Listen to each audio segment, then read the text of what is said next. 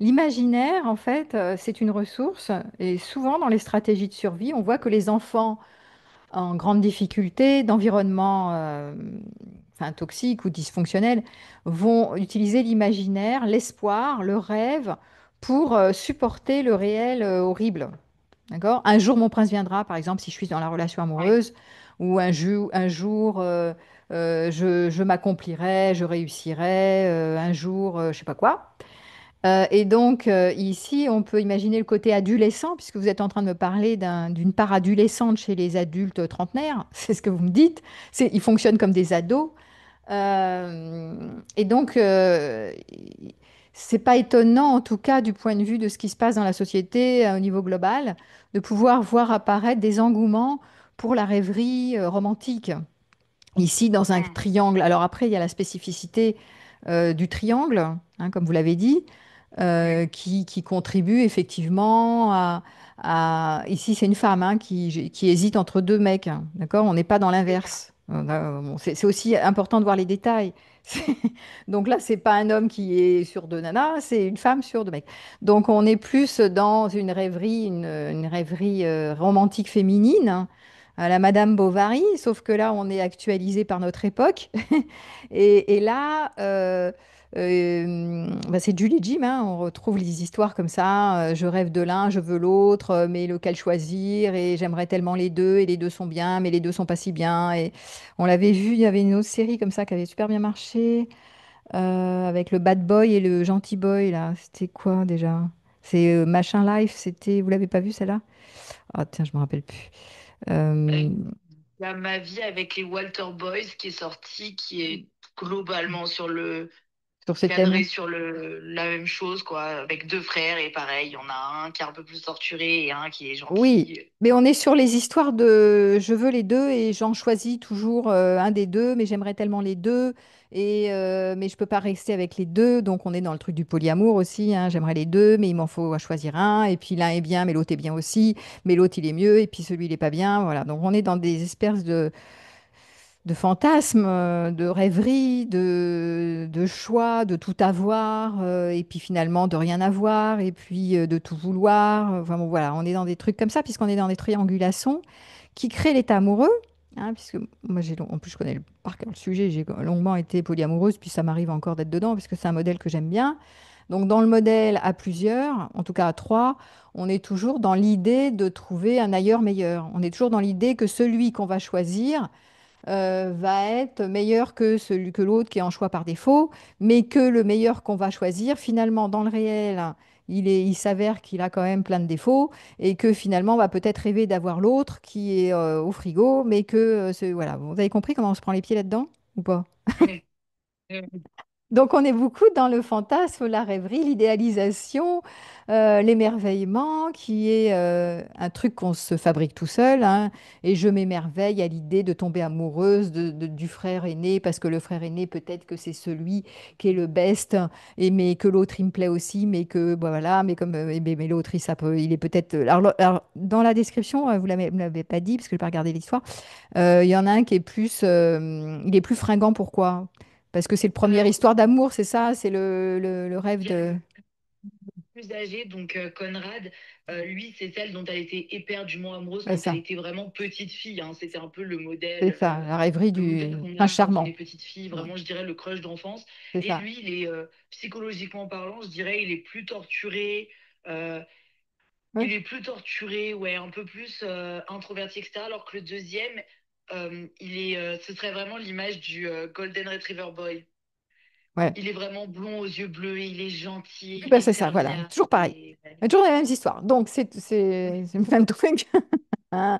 Donc, évidemment, l'état amoureux est orienté sur le mystérieux, hein, le partenaire mystérieux qui est plutôt introverti, mais qui est complètement instable et torturé, et complexe. Et il est tellement complexe qu'il fait baver parce que justement, on n'y comprend rien. Et c'est très intéressant de ne pas pouvoir capter quelqu'un. Ça crée l'état amoureux. Alors que, bon, ça c'est le fameux bad boy hyper charismatique à qui on comprend rien au film et du coup on court derrière, d'accord? La plupart des nanas font ça. Bon, rien d'extraordinaire dans le système, c'est un classique du genre. Le plus gentil, là, le good boy beau, mais plutôt stable, gentil, attachant, attentionné, nanana. Alors, il va amener la sécurité et la stabilité, mais il est moins mystérieux, il est moins torturé, et donc on va pas courir derrière très longtemps parce qu'il va vite être acquis et donc moins sexy. Oui. Voilà, et donc, donc en clair, encore aujourd'hui, les torturés sont plus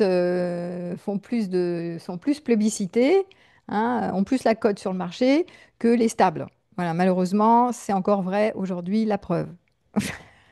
Parce que dans ceux qui ont écrit le scénario, enfin, je sais pas, à la rédaction du scénario qui a tellement marché, c'est que c'est bien rendu compte que c'est ça qui crée. Bon, pourquoi elle a écrit toujours le bad boy et le gentil et le. C'est toujours pareil, hein. Et donc le bad boy et le good boy. Et donc le bad boy a toujours plus de succès que le good boy, malgré ce que toutes les féministes racontent, qu'on veut l'égalité, qu'on veut quelqu'un de gentil, d'attentionné, dadidada. Bon, ok, très bien, on veut ça sur le papier, mais dans les faits, la nana, elle est éperdument amoureuse encore et toujours du premier, c'est-à-dire le bad boy. Celui qu'elle ne peut pas gripper, en fait, qui s'échappe tout le temps, qui est toujours là en train de rêvasser de je sais pas quoi, d'autre chose que ce qui est là, et qu'elle comprend pas, et que voilà, mais elle court derrière. Parce que c'est ceux qui créent l'état amoureux. Ceux qui nous manquent créent l'état amoureux, c'est pas ce qui est. Ce qui est disponible, bah, c'est disponible. Donc on est content, une fois qu'on l'a, on est content. Point barre. Ouais. Ça s'arrête là. Et du coup, Ouais. quel mécanisme psychologique rentre en jeu pour que des adultes, et quand les adultes s'identifient vraiment à une héroïne qui est adolescente, est-ce que peut-être ça procure un sentiment de nostalgie, ça nous ramène à nos premiers émois Oui. quand on était au Euh, euh, lycée, jeune? ah bah oui, il y a de ça. Et bah, on a toujours une part adolescente, parce qu'on parlait d'adolescent, d'adolescent, donc il y a une part enfant, une part adolescente qui va rester. Et d'ailleurs, c'est chouette, d'ailleurs, entre nous soit dit, ça fait partie des forces vives de notre personnalité. Donc c'est plutôt sympathique. Après, d'être identifié à ça, c'est-à-dire d'utiliser cette part pour rêver, parce qu'ici, quand on regarde une série, on est traversé par les émotions, hein, par les neurones miroirs, on est traversé par les émotions de l'héroïne. C'est-à-dire qu'on va s'identifier à l'héroïne qu'on n'est pas. Vous l'avez vu aussi si vous aviez un peu analysé le bouquin, là, 50 nuances de grès, là, qui avait hyper marché, Ouais. hyper bien fonctionné. C'est le même truc, hein. C'est les filles qui achètent ça, elles ont des vies un peu plates, quoi. Bon, ou alors elles bossent comme des dingues, ou bref, enfin, c'est pas génialissime. Et donc, du coup, elles vont, à travers l'héroïne, se sentir, je sais pas, un peu comme elle, quoi, dans les mêmes émois. Donc, ça y est, c'est comme si je vivais à travers le héros. Voilà, ce truc de je suis adolescente, voilà, je vais peut-être choisir celui-là, mais non, mais celui-là est là aussi, et qui je choisis, je ne sais pas qui choisir, quel dilemme, mais il est bien pour la stabilité, il faut construire. Mais en fait, l'autre, non, je suis tellement amoureuse de lui, donc l'amour, c'est peut-être mieux que la stabilité. Voilà, on est toujours dans les mêmes trucs, puisque le paradoxe aujourd'hui lié au mythe de l'amour romantique, qui est quand même plébiscité, aujourd'hui, on est encore toujours dans l'accouplement via la voie de l'amour romantique, d'accord? Et donc, le paradoxe, qui est complètement antinomique, c'est on veut à la fois l'état amoureux tout le temps, et on veut à la fois la stabilité tout le temps. Donc, ma foi, on est un peu au piège. Parce que c'est pas possible d'avoir les deux en même temps. Et c'est le paradoxe. C'est pour ça que là, dans les deux caractères, les deux personnages, et la fille, elle hésite tout le temps, parce qu'elle veut les deux, et elle se prend les pieds dedans. Voilà. Bon, c'est le classique, c'est le reflet de ce qu'on vit au niveau du modèle amoureux aujourd'hui. On veut le modèle romantique, et en même temps, on se prend les pieds dans je veux la stabilité et en même temps, je veux l'état amoureux avec quelqu'un qui me fait triper, qui m'échappe tout le temps et que complètement torturé, mais je peux pas m'en empêcher, c'est plus fort que moi. Je lui cours derrière, je vois que c'est débile, mais c'est plus fort que moi, c'est plus fort que moi. Parce que ça me crée de l'intensité. Je l'ai dit en tout début Oui. d'entretien. Pourquoi cette intensité et je vibre à travers l'héroïne? Parce que ma vie est pas très vibrante. Elle est pleine de stimulation dans tous les sens, puisqu'on s'excite et on s'agite beaucoup à faire des milliers de trucs dans tous les sens. Mais on se perd dans le supra-stimuli, on va dire, je sais pas comment dirais-je. On se perd dans les stimuli, on fait trop de milliers de trucs, en fait, on s'agite. Et du coup, notre vie est devenue moins intense parce qu'on fait trop de trucs qu'on veut réussir partout et à force de tout vouloir, on n'a rien. et on s'excite partout, quoi. On s'excite comme des puces. Et du coup, n'ayant pas le temps de se poser en alternance avec faire des choses, et ben du coup, ben, on est addict à l'intensité davantage, on veut toujours plus. Et là, c'est parlant. On est dans l'addiction à l'intensité amoureuse ici, hein. La nana, elle ne peut pas se poser en fait. Elle est toujours en train de vouloir celui qu'elle n'a pas et hésiter entre celui. À la limite, il lui faudrait les deux, mais les deux, c'est pas possible. Enfin, vous voyez le truc. Oui. Et parce que du coup, dans la série, ils sont frères. Et il y a pas mal de personnes Ah oui, c'est de incestuel, c'est ça le truc de la famille. On se fait le plan de la famille. quelque chose d'incestuel ou pas. On peut le voir comme ça, on peut tout voir, hein. Alors, selon les représentations et les normes dans lesquelles je me trouve, je sais pas, hein, par exemple, je suis quelqu'un d'assez normé et pour moi, on touche pas la famille, on se marie pas avec les cousins, on fait pas l'amour avec les sœurs, les frères, les cousins, les machins. C'est incestuel. C'est un climat incestuel, d'accord? Mm. Maintenant, de nouveau, ça peut être, d'ailleurs, si c'est un climat incestuel, c'est transgressif, c'est-à-dire c'est excitant de transgresser parce que c'est les deux frères. Donc normalement, on ne s'attaque pas à deux frères en tant que Oui, nana. On va s'attaquer à deux, même deux copains. C'est pareil, je m'attaque aux deux meilleurs amis. C'est moyen comme plan, quoi. C'est excitant, mais c'est moyen parce qu'on sait que c'est pas bien, c'est mal de faire ça. Donc ça devient excitant parce que transgressif. Voilà. Donc, il y a ça si on est assez normé, en mode oui, bon, bah, c'est deux frères, quand même, ça se fait pas, c'est incestuel, machin. Maintenant, il se trouve que selon les époques, là, on est dans une époque où on pourrait dire c'est incestuel. Il y a eu des époques où les mariages consanguins se faisaient. On se mariait avec les gens de la famille. C'était pas terrible, mais ça a beaucoup existé quand même. Et donc, il n'y avait pas ces représentations. À l'époque, on se faisait pas des plans comme ça. On se disait rien là-dessus. Voire, c'était normal parce on pouvait pas se déplacer très loin. Donc, on s'attaquait aux frères, on s'attaquait aux cousins. Voilà. C'était comme ça à l'époque. Maintenant, non. Maintenant, comme on a plutôt tendance à choisir des personnes différentes, on ne prend pas les gens de la même famille. Donc, effectivement, je vous rejoins pour dire que, il y a un côté excitatoire du fait de la transgression, que ça ne se fait pas de s'attaquer à deux frères. Mais en même temps, voilà, c'est parce que c'est interdit que c'est intéressant. oui. Et est-ce que du coup ça participe aussi Ah bah bien sûr, pour vous à l'engouement qui peut bah bien avoir sûr. autour de la série Bah, parce que je peut-être que pense, ça peut oui. être un fantasme pour beaucoup de Mais téléspectateurs. oui, tout ce qui est transgressif est toujours plus, a plus de chances d'avoir du succès que ce qui est plan-plan. Tout ce qui est normé plan-plan excite moins.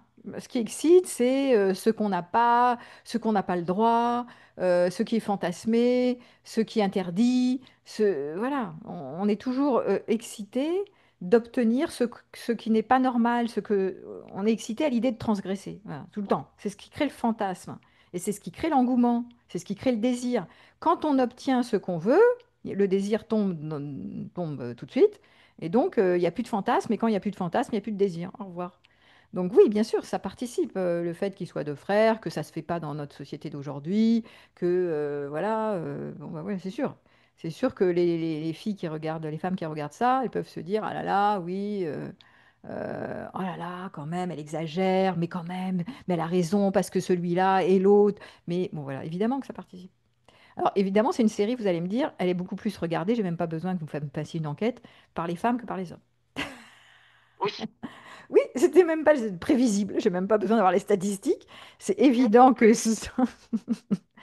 c'est sûr que c'est les femmes qui regardent beaucoup plus que les hommes. Bon, les hommes peut-être qui sont à côté de temps en temps, on est à côté du partenaire si on est marié ou avec son conjoint et on dit allez regarde la série avec moi. Mais en général, les hommes, ça pff, ils s'en foutent un peu de ce truc, hein, de nana qui choisit de frère. Regardez avec nous en poussant de grands soupirs. Oui, en se disant les pauvres, elles en sont toujours là. Faut élever le niveau, faut monter le niveau. Oui, c'est sûr. Oui, c'est sûr, parce que c'est un truc de nana, ça, de l'état amoureux, romantique, à fond, comme ça. Un jour, mon prince viendra, un jour, il m'aimera. Et bon, bah ça, c'est encore très nana. Les hommes aussi, mais ils sont affairés aussi un peu plus sur la représentation sociale, la place sociale dans le monde. Dire, est-ce que j'ai de la reconnaissance sociale? Comment je vais faire pour réussir, m'accomplir, gna, gna, gna. Alors que les nanas, c'est l'état amoureux, l'état amoureux, l'état amoureux. Où est mon prince charmant, mon sauveur, mon machin. On en est toujours là aujourd'hui. Donc, c'est pas surprenant que c'est beaucoup de femmes qui regardent, un peu comme 50 nuances degrés, c'était beaucoup les femmes hein, qui regardaient ce genre de bouquin, qui lisaient ça. C'est quand même. Les hommes, ils s'en foutent en fait, hein, c'est pas leur sujet. Et est-ce que le fait qu'aujourd'hui ce soit de plus en plus compliqué de trouver l'amour, rencontrer des personnes, enfin la dating life de manière générale, Oui, tend à être de plus en plus compliqué, ça participe aussi à cet engouement autour de la série parce oui, que oui, parce que on le dit pas, mais mais bien on le sûr. vit à travers la série. Mais oui, parce que il y a la faillite bon, la faillite du mythe romantique, c'est ce qui est d'actualité. C'est-à-dire qu'on voit 50% des gens qui divorcent parlent via le mythe de l'amour romantique, je veux tout et je peux pas tout avoir bon, dans le réel. Donc voilà, donc c'est une faillite du mythe romantique. Il y a quand même 50% qui persistent et qui vont bien. Tout le monde va pas bien, hein, c'est pas vrai. Mais il y a quand même une grosse faillite. Et donc du coup, ça c'est la réalité, c'est l'actualité. Et donc du coup, fantasmer, je reviens sur mes dires du départ, fantasmer, rêver la vie, c'est supporter le réel. Donc ça veut dire que quand je fantasme comme ça le truc de l'amour romantique que je pourrais jamais avoir et ben ça permet de mieux supporter bah, ces histoires, cette actualité qui est que l'amour romantique est quand même en faillite. Enfin, pas pour tout le monde, mais pour beaucoup. Puisqu'on fait pas des couples qui tiennent toute une vie maintenant, mais en tout cas, avec ces histoires d'état amoureux, de conjugaison d'état amoureux et de stabilité, on fait pas des couples qui tiennent très longtemps. Donc, on fait du 4 ans, 5 ans, 3 ans, 2 ans, 6 mois. Voilà. Et après, on passe à un autre et un autre, un autre. Donc, il y a une envie de faire durer l'amour absolu, et ce pour la vie entière et pour l'éternité, l'histoire de l'âme sœur. Et malheureusement, c'est en faillite. Et donc, du coup, on préfère rêver, on va rêver ce qu'on n'arrive pas à attraper dans le réel, en fait. Hmm. Oui, oui, non, mais je comprends. Y compris, alors là, j'étais sur la relation amoureuse, mais moi, j'ai fait une analyse globale. Comme on est dans une phase de désintégration au niveau économique et au niveau écologique et au niveau global, rêver, euh, c'est tolérer le réel. C'est l'imaginaire, la fonction de l'imaginaire, elle permet de soutenir le réel. Et c'est pas surprenant qu'il y a des engouements pour la part adolescente en nous rêve plutôt que de voir le monde tel qu'il se dégrade là en se disant putain où on va, c'est un cauchemar. Donc autant continuer de m'enfermer dans ma série et au moins je peux rêver tranquillou dans ma bulle, personne vient m'embêter, plutôt que d'ouvrir les yeux et de voir tout ce qui se passe autour de moi. Voilà, hein. Et ça fait partie des ressources.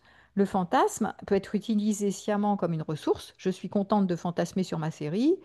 Au moins pendant ce temps-là, je ne me prends pas la tête. Mais il ne faudrait pas en rester là. Vous voyez ce que je veux dire? C'est pas une fin en soi.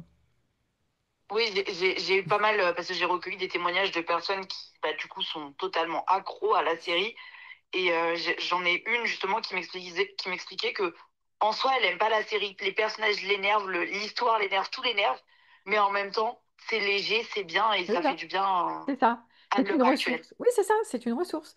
Et si vous l'interviewez un peu plus loin, vous allez vous rendre, elle va dire, ma vie est pas génialissime. Elle saute pas au plafond toute la journée, elle a du stress dans tous les sens, que ce soit sur la relation ou sur je sais pas quoi. Elle est pas contente de sa vie en ce moment. Et donc du coup, elle va utiliser ce type de ressources parce que c'est une manière qu'elle a dit de trouver de la légèreté dans un monde pour elle qui est pas léger. Ce qui n'est pas Mm. faux. Mais et les ressources, elles doivent être multiples et diversifiées. Parce que sinon, c'est un peu une forme de... Voilà, je m'enferme dans une bulle, je rêve, à l'époque c'était Madame Bovary, maintenant c'est ça, après ça sera autre chose. Mais je m'enferme dans ma bulle pour pas pour faire l'autruche, pour éviter d'être en contact avec la réalité et de trouver d'autres ressources, quoi. Vous voyez ce que je veux dire? C'est pas parce qu'on ferme les Oui, yeux et qu'on fait l'autruche que ça va changer quelque chose, hein.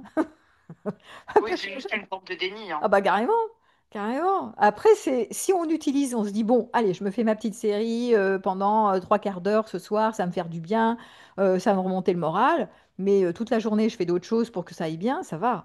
Ok, on a le droit de regarder des séries quand même, neuneux, c'est pas un problème en soi. C'est juste que si je me prends vraiment les pieds dedans et que toute ma vie est complètement nulle, enfin plutôt naze, et que c'est mon petit moment de bonheur, au secours, quoi.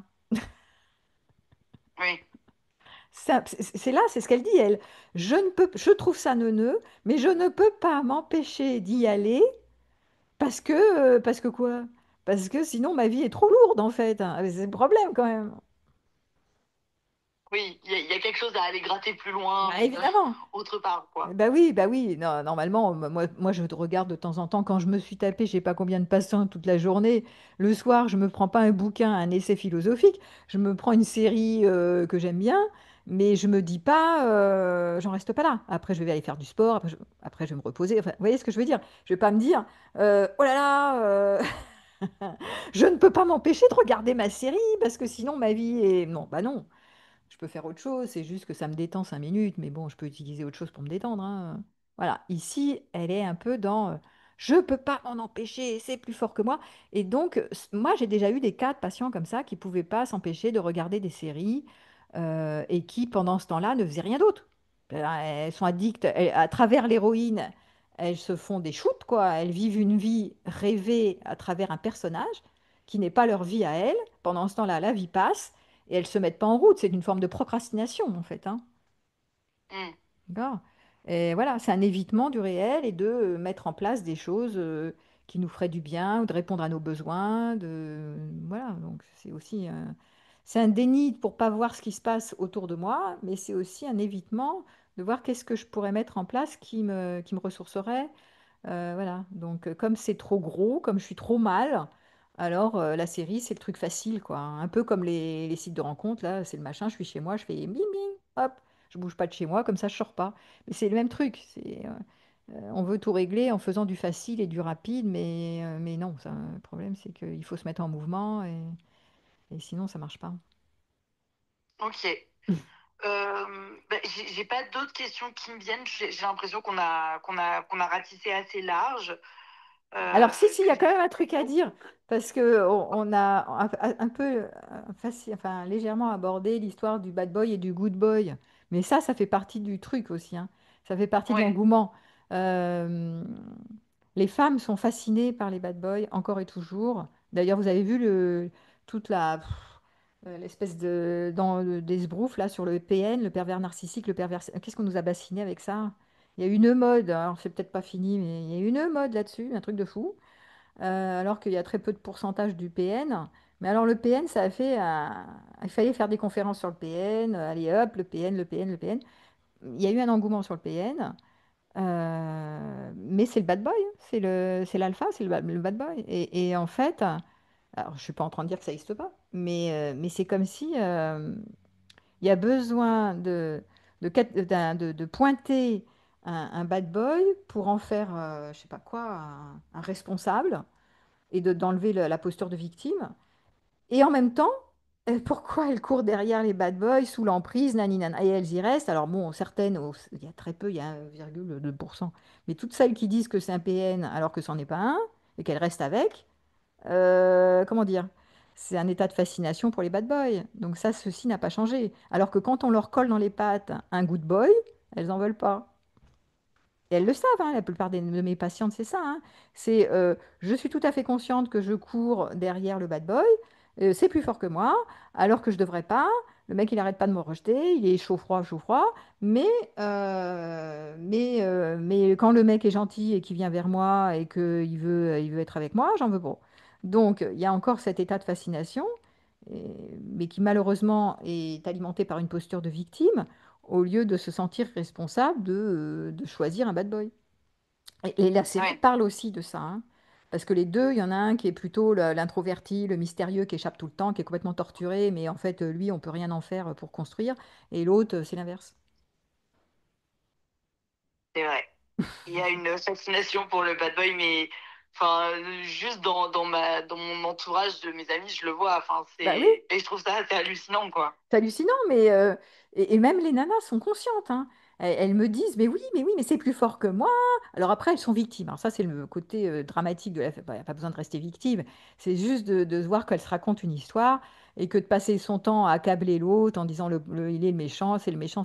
Oui, alors pourquoi tu restes avec, hein, le mec, il te met pas le gun. Donc ok, il y en a certains qui sont vraiment manipulateurs et tu peux être sous l'emprise. Mais quand tu te rends compte que tu es sous l'emprise, c'est le moment voilà, d'aller. Donc, derrière tout ça, si je ne quitte l'état, si j'arrête de me fasciner pour le bad boy, ça veut dire quoi? Ça veut dire que soit ma vie est plate avec un mec gentil, et il va m'encombrer, Donc je veux de l'intensité, hein, c'est-à-dire je supporte pas la fadeur du non-état amoureux. C'est-à-dire bon, si je suis pas amoureuse, ma vie est fade, fadasse. Donc j'en veux pas. Donc il y a aussi cette problématique aujourd'hui qui est l'addiction à l'intensité en général, et notamment chez les femmes, ou des surresponsables, des personnes qui sont surresponsables et qui sont tellement en stress et en burn-out dans tous les sens et performantes que bah, du coup le bad boy ça fait un moment enchanté en fait, hein, l'état amoureux ça les fait triper pendant que ce que je dis tout à l'heure. Mais il y a quand même une problématique autour de cette consécration de l'état amoureux. Et je pense Mm. qu'aujourd'hui il y a une sacralisation, il y a une consécration encore et toujours sur l'intensité. Vivons une vie intense à travers l'état amoureux. euh, et la vie ne peut pas être vécue de manière intense autrement, si ce n'est par la stratégie de l'état amoureux. Et ça, c'est le drame, hein. Et après, c'est ce qui va occasionner les histoires de fascination pour des bad boys qui sont considérés comme des idoles, et en même temps les méchants, et en même temps j'arrive pas à me dépêtrer, et en même temps tati tata, enfin toute l'histoire. Voilà, et on le voit dans la série, puisqu'à la fin, elle retourne quand même, manifestement, bon, enfin, ils n'ont peut-être pas fini les épisodes, elle retourne vers le premier amour, qui est le mec complètement fantasmé. Moi, j'en ai plein des patientes comme ça, hein, qui, qui sont... On m'avait interviewé sur pourquoi les nanas retournent et craquent pour leur première histoire d'amour. Ici, c'est le mec qu'elle a rencontré à 4 5 ans, 6 ans, 7 ans, je sais pas quoi. Elle a craqué dessus, elle a fait un crush, elle avait 7 ans, 8 ans. Bon, et pourquoi elle retourne à ça, hein? Eh ben, elle retourne à ça parce que c'est une histoire suspendue dans les airs. C'est-à-dire, c'est pas du tout vécu dans le réel. Donc, comme c'est suspendu dans les airs, on est bien dans l'histoire du prince charmant. Oui, Bah c'est oui, vrai. elle est complètement suspendue, elle n'a pas été vécue jusqu'au bout. La première histoire d'amour qui est vécue jusqu'au bout, sans que le mec se barre en cacahuète et que on vit vraiment 1 an, 2 ans avec, c'est autre chose. Mais la première histoire, mais oui, mais bah ou moins, enfin c'est plus vécu dans le réel, donc bon, on connaît un peu mieux. Mais on fantasme quand même la première en général, on fantasme tous parce que on voyait avec des yeux mais beaucoup de la projection, on idéalisait complètement. En fait, l'autre, on n'était pas du tout en contact avec la réalité, hein. Donc toutes les premières histoires d'amour sont complètement projectives et donc complètement fantasmatiques en réalité. Mm. Et voilà, bon voilà, c'est intéressant de le voir comme ça aussi. C'est vrai, c'est vrai. Et effectivement, à la fin, bah, j'ai pas terminé la série encore et ils sont pas sortis tous les épisodes, mais ça vient, enfin, c'est adapté d'un livre et j'ai lu les livres et elle retourne avec le bad boy. Ah ben non, oui. Puis après, ah oui, elle retournait. Mais normalement, le bad boy dans les séries comme ça, euh, il devient meilleur, il s'améliore en fait. Surtout les Américains, ils veulent que la chute soit belle. Donc il faut un happy end. Donc le bad boy, il devient plus sympathique, il s'adoucit, il est moins débile, quoi. Il est moins torturé. Et ça peut arriver. Ça peut arriver que, enfin pas les pervers narcissiques, mais ça peut arriver que, bon, on change hein, dans la vie, hein, que l'instable devienne un peu plus stable. Voilà, Oui, bon, et tout est possible. il se met à communiquer. Bah voilà, donc il devient un peu meilleur, c'est ce que je dis, il s'améliore. C'est Il ça. s'améliore. Mais bon, c'est pas fini encore les épisodes, vous allez voir, c'est pas la fin encore. Parce qu'on peut continuer comme ça à écrire, mais finalement il communique, mais après il va quand même désirer la copine, bon, enfin bon, des trucs comme ça. Et toujours le désir qui naît de la triangulation, hein, le mari, l'amant, la maîtresse, enfin tous les trucs de triangulation. C'est beaucoup plus excitant que le 2. Le deux au début, c'est excitant, être à deux, puis après, au bout d'un moment, il faut du 3 quoi. Parce que la tierce permet la transgression, elle permet Ok. l'enrichissement. Bah, la tierce permet l'enrichissement. Si on n'est qu'à deux, bon, bah, on est en tête à tête, chewing-gum contre chewing-gum, à un moment donné, bon, c'est bon, c'est bon. Hein, ça, c'est fait. Alors, mettons une petite tierce là-dedans, ça va tout de suite ramener un peu de feu, là. C'est vrai. Mais oui, mais oui, regardez le nombre de... Ça, c'est le classique du genre. Le nombre de femmes qui sont mariées, qui au début sont hyper amoureuses de leur mari, enfin au départ, quoi. Et puis après, il y a l'amant qui arrive, le mec la prend, par exemple. Bon, le mari, ciel, mon amant, machin. Et en fait, ça remet la sexualité, ça rebooste la sexualité, même s'il y a de la jalousie et le couple peut partir en fumée. Mais néanmoins, il y a de l'excitation parce que la tierce arrive. Donc, hop, ça redevient vivant d'un coup. On remet de l'état amoureux, de la sexualité parce que l'autre échappe. La tierce. La tierce, c'est toujours. Bah, la tierce, c'est. Vous m'entendez? Ouais. Oui. Oui, la tierce, c'est toujours très excitatoire. Faut ramener de la tierce. Mais on n'est pas obligé de le faire en vrai, on peut le faire dans le virtuel. C'est pour ça que les gens fantasment. La fonction du fantasme, c'est ça, c'est on ramène une tierce, mais on se fait pas mal avec, quoi. Ici, c'est voilà, dans les jeux polyamoureux, on joue avec les tierces pour moins s'ennuyer, pour être toujours amoureux, pour être dans l'hésitation. Est-ce que c'est celui-là, pas celui-là, celui-là, pas celui-là? Peut-être que pas. Donc pendant qu'on se met des nœuds là dans la tête, on s'ennuie pas, on va dire. C'est vrai. Ben, écoutez, pour moi, c'est tout bon. Bon, bah super. Bah, merci beaucoup, c'était chouette. Merci à vous. Au plaisir.